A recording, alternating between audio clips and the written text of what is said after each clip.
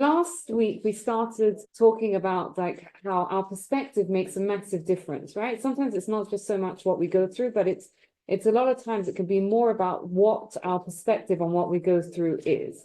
And we started looking at the 15 morning blessings, which kind of take us through the things that we sort of take for granted in our life, and we stop and we thank ourselves on.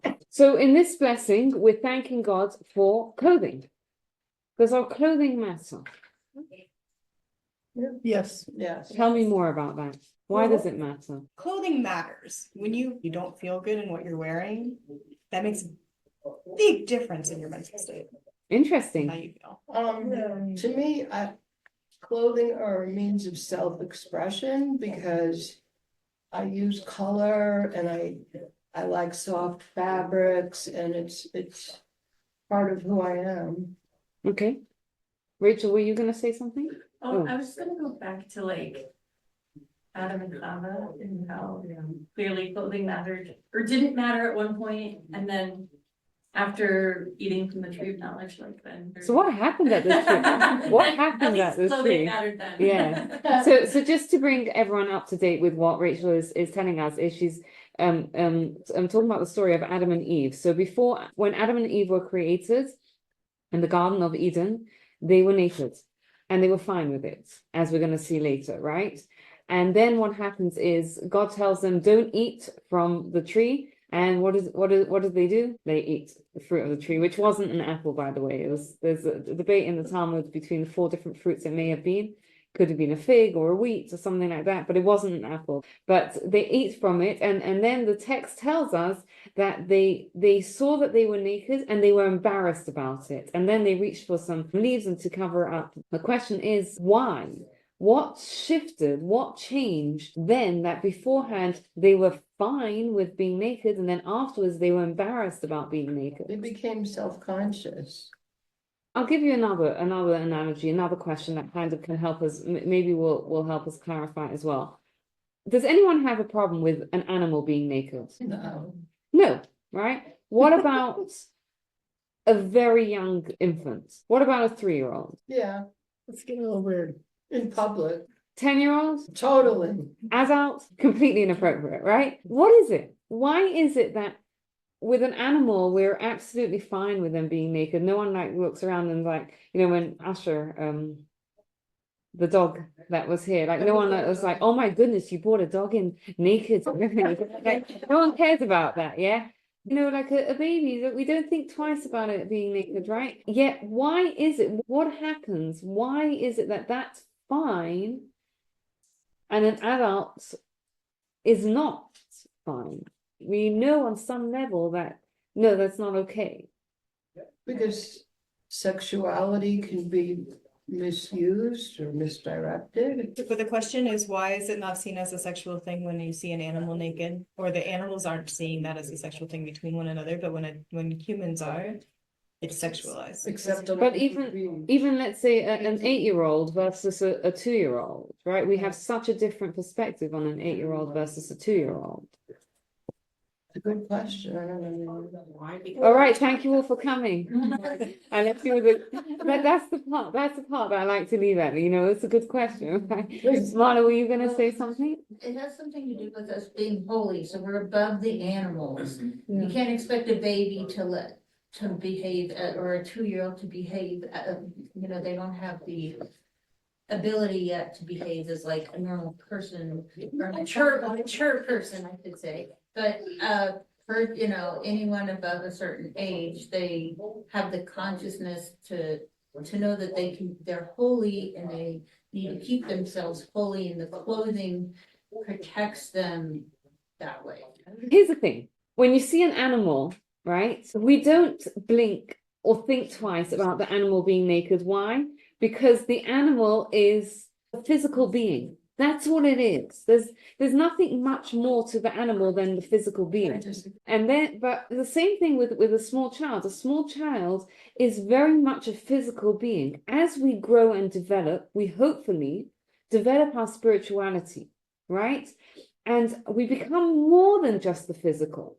And then the physical becomes blinding. It becomes too much, and we need to cover it up so that the spirituality can be revealed. Like if you think about the situation, right? If you're on a beach, right? And it's, the appropriate attire for a beach is very little. How many deep, meaningful spiritual conversations are we having on that sort of situation? It's it's a very physical place. It's almost like instinctual that we recognize that we're more than just a physical being.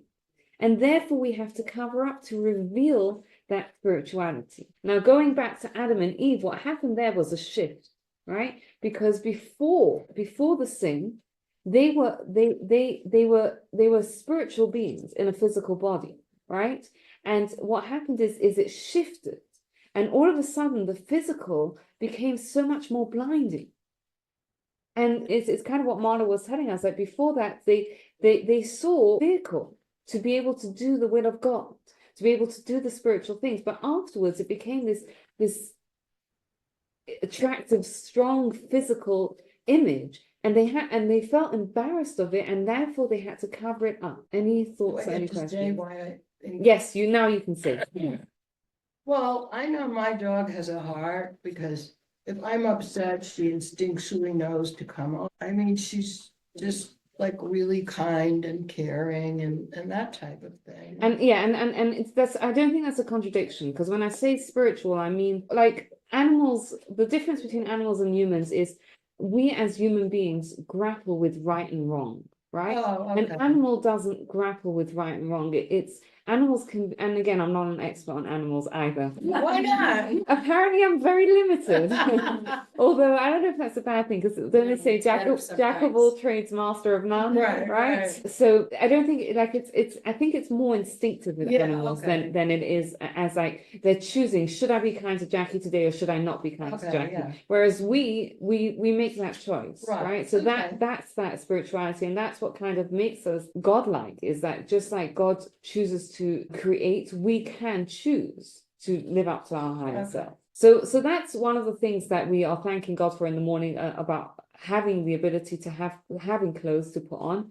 And I think we shifted a little bit from the original question was, does clothing matter? And we heard from Jessica, and I think from some others as well, that the type of clothing that we wear also does matter, right? There's a fascinating story that's told of a homeless person who was living on the streets, and for some reason he chose to dress up in a suit, and he describes how when he was wearing the suit, how he felt completely different than just wearing the homeless clothes. So the clothing that we wear kind of does make a difference in how we feel and how we then behave and act. And in this blessing, we're kind of we're bringing a highlight to the fact that we have clothing. I mean, just release the messages, so it's huge. Yeah, I think it's a blessing that we can kind of resonate with us with the scenes from Israel of the released hostages. Why do we say it in the morning though? The concept is like when we're sleeping, it's like a 60th of death, and we're like not able to like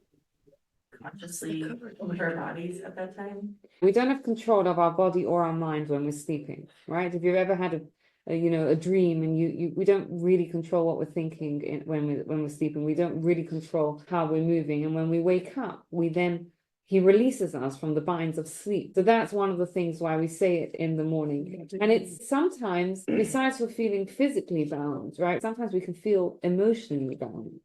And it's a blessing where we can either thank God for releasing us from our emotional bands, or if someone's going through something emotional, which feels binding on them, they can actually pray for God to give them the strength to release them.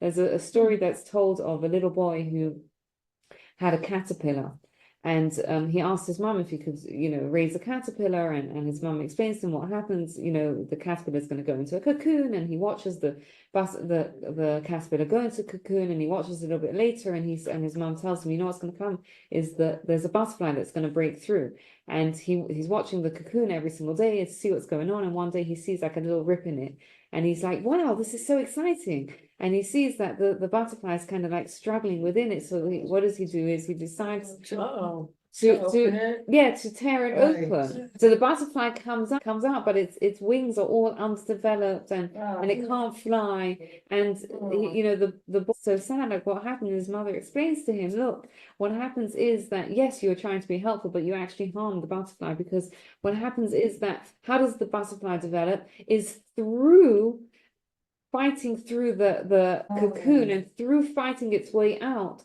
Through the struggle, it's how it develops into a beautiful butterfly. Oh. And sometimes we're not that different from a butterfly, right? We struggle with the things that we go through, and yet sometimes those things that we struggle through are the things that build us. Well, that's what I was telling you Yes. today. Yes. Well, we'd be bored otherwise. I mean, if we didn't have something to do or focus on and, you know, go above, otherwise, bored is maybe not the right word, but if you didn't have those challenges. Yeah. Yeah, it's like the extent exactly. of your challenge can be the extent of your. Yeah, and that's how you grow, and that's how Yeah. you, I mean, I'm like, I figure when I'm done with my mistakes, I'm done. I'm ready to, you know, I'm kind of fine. At some point, you Not have on to- all of my mistakes, but, you know, otherwise I'm gonna grow from. Yeah. I think it's very, very easy to say that when you're like, I don't know, it's easy to say that, and it's easy to see. And at some point, so you're just like, okay, I'm good. I'm good. Yeah. I have fought my way through. I'm good. But I'm a sometimes it beautiful also for butterfly me- already. Yeah. And I think I want to hear what you have to say, but I just want to respond to what you're saying. That's what makes it challenging, right? Because the real challenges are the ones that I'm not saying the real challenges, because I don't mean to imply that the other ones are not real challenges, but I'm saying when you hit a challenge that you're like, but why, right? Like I've got my wings, I've done my challenges, I've got my humility, whatever it is that I'm God wants to build from me, but why? These are challenges. That's the challenge. The challenge is like, if we knew what it was there to develop in us, yes, it's still a challenge, but it's an easier challenge. But those challenges, I'll tell you, I'll go off topic a bit and I'll tell you a story. We all do, so why not? Yeah, so there's a fascinating story in the Talmud about with King David. King David turned to God and said to God, he said, why did your name, because in the prayers, which we haven't yet done, in the Amidah, we say the God of Abraham, the God of Isaac, and the God of Jacob. And he says, King David says to Hashem, he says, why did they merit to have their name attached to your name and I didn't? Right now, we have to understand King David was someone who was incredibly, incredibly humble and had an incredible relationship with God, right? Like he wrote the Psalms, which is a beautiful, beautiful book of his relationship with God and his struggles and his challenges. So he wasn't asking from a place of pride, like, why is my name not up on the plaque, right, on the board, right? He was asking from, what did they do to merit it that I haven't done? So you know what God told him? God told him the reason why their name is attached to God, and your name is not, is because they were tested and you weren't. Yeah. So what does King David says? He says to God, okay, fine. Test me. Not so good. He's tested and he fails. Now the Talmud talks about what was his failure? Ask for a test. That was his failure. Why is it a failure to ask for a test? Why? Because there's that tiny bit of pride in saying, Oh. when we moved to Colorado, we had to get our driver's license again. So we had to get the test and we had to get the.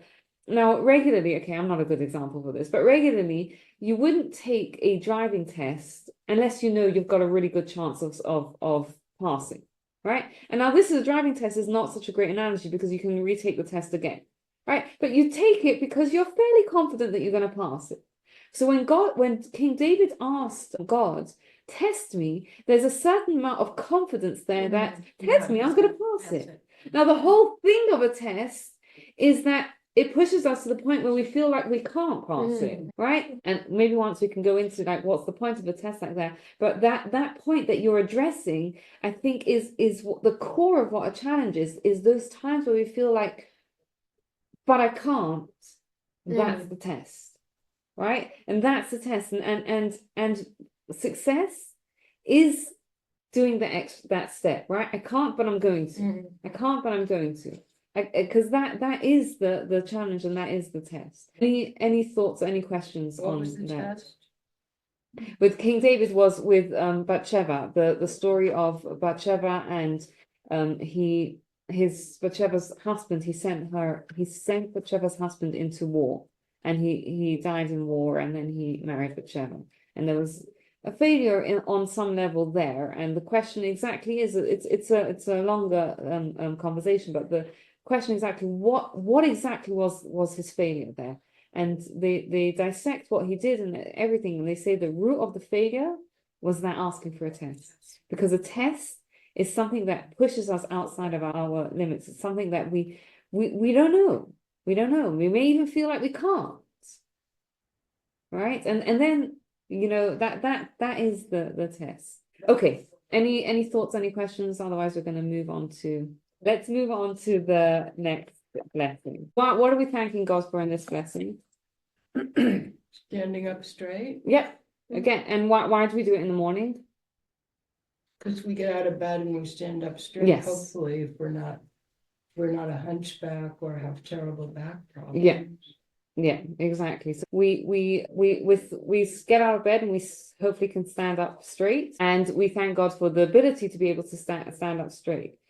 What's interesting is this is also the source for bowing in some of the blessings, right? Like some of the blessings later in the Amidah, we bow and then we straighten up, right? This is the source of bowing. Why do we bow? To Showing humble ourselves before God. honor, humble. Someone else is going to say something. Reverence, respect, okay. Humility. You're all kind of right, right? Just kind of. Almost, right? Bowing is a physical act of subjugating ourselves before God. And you know, a few of you mentioned the idea of humility. What's the difference between humility and low self-esteem? You still maintain confidence. I feel like you still maintain like your self. When you have low self-esteem, you have like a low value or like worth of yourself. Whereas the humility, you still know your worth. You just you're like aware of also that I feel like you're aware that Hashem is greater. Okay. I think that humility. The question is how is the way that I've used it is how is humility different than pride, as opposed to low self-esteem? Because when you're humble, you understand what your strengths and your weaknesses are from an honest place, as opposed to with low self-esteem, you only understand your weaknesses and you don't see your strength. And when you're prideful, you only understand your strengths and you don't see your weaknesses. That's a good point. So Marla, were you going to say something? Well, in the differences with self-esteem and pride, it has to do with your ego, that your ego has a big place, whereas humility, you've kind of minimized your ego. Interesting. What would lead a person to being humble versus To be humble? Yeah. How do you With God, right? knowing God's greatness? Knowing God, yes, beautiful. So a low self-esteem, I think you put it beautifully, is sometimes it doesn't even necessarily have to be accurate. Sometimes it can be inaccurate, but a person just sees themselves as small. Humility is a person who recognizes that God created them, recognizes that God is great, and I am tiny in comparison to God. And yet, despite me being tiny in comparison to God, so despite me being like almost non-existent in comparison to God, I am existent. And I'm here because God created me and because God gave me different strengths and weaknesses. And I have a responsibility to use those weaknesses and strengths in a way that benefits the world. In fact, we're told that a person is supposed to have two different phrases, right? That they keep front and center. It's kind of like almost like we're supposed to have two pockets, and in one pocket we're supposed to have a phrase which says, "I am anochi ofa ve'efa, I am dust and ashes," right? And on the other one, we're supposed to have a phrase that says, "B'shvili nivra olam," the whole world is created for me, right? What do you mean? What do you mean we're supposed to have? Like they're completely different. Either I'm dust and ashes, or the whole world is created for me. Which one? But the idea is that we're supposed to have the balance of them. And I think most of the time is we hold them in the wrong places, right? When someone asks us to do something, or when we're called upon in life through a challenge or through something else, we think, who am I? I'm dust and ashes. I can't do anything, right? I can't do it. And then when it comes to like driving along the road, then it's like the whole world is created for me, right? That we're supposed to do the flip when it comes to dealing with when it comes to an opportunity and to step up to do the right thing. Then we're supposed to say the whole world is created for me, right? Maybe this is why I was created, to step up and do this thing. Whatever the thing is that we have to do, whether it's going through a challenge, whether it's an opportunity we have to take on the mitzvah, the opportunity to help other people, whatever it is, that's when we're supposed to be thinking to ourselves, the whole world was created for me. And maybe the whole world is relying on me to do this thing. And then when it comes to, how we relate to other people, not that we have to feel like we're dust and ashes, but we have to put ourselves in the right place. We have to have the humility to be able to care about other people as well. Any thoughts, any questions? Or do we have time to do one more? Yeah, let's do one more. And what are we thanking God for here, and why are we doing it like first thing in the morning? Imagine if there was just water, right? It wouldn't be we wouldn't have a place to live, right? There would be no ground. And you wake up in the morning, you put your feet on the ground, and we're supposed to recognize and appreciate that there's a ground for us to put our feet on it and to stand up on. And if you think about the natural disasters that have happened when water, if you think about it, right? Like what keeps water and earth? Gravity. Sea level. Gravity, sea level. God. God. I told you I come for the holiness. Dams. What? Dams. Oh, dams. Close. I'm looking at a very simple level. Boundaries, right?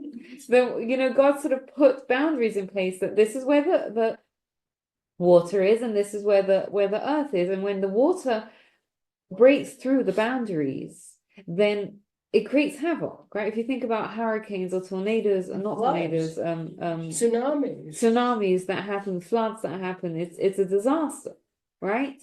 So and the same thing in our life as well. Like boundaries are very important, right? If you think about that, I was reading an article a little bit ago about some parents who are raising their kids without any boundaries at all. Anyone wants to babysit? No, the silence. No one wants to babysit those kids, right? Why? Because we recognize as adults, especially when we're looking at other people's boundaries or lack of boundaries, we recognize how important the boundaries are. And in fact, when God gave us the luchot, the tablets, it says on it that it was the commandments were engraved.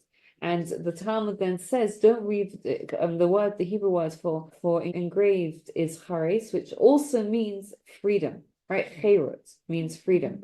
Why is it saying that? Why is it saying don't read it engraved, but read it as freedom? Because it's teaching us that we can look at these 10 commandments, we can look at the mitzvot in the Torah and think, oh my goodness, so many boundaries, so many things that we shouldn't do. But those boundaries are our key to freedom. Why? Because before I answer the question, why are those mitzvot the key to freedom? Why are those sort of boundaries the key to freedom? Because they're good boundaries. Okay. They Holy give boundaries. you boundaries, regulations on how to live the most productive life that you can. Yeah. Beautiful. With boundaries, it just provides safety. So like if you're within your bounds, you can really be very expressive and feel safe to be that. And their structure. I mean, I think you have to structure. I forget it. I mean, I think that's key. I mean, you have to conduct yourself within that structural environment, you know.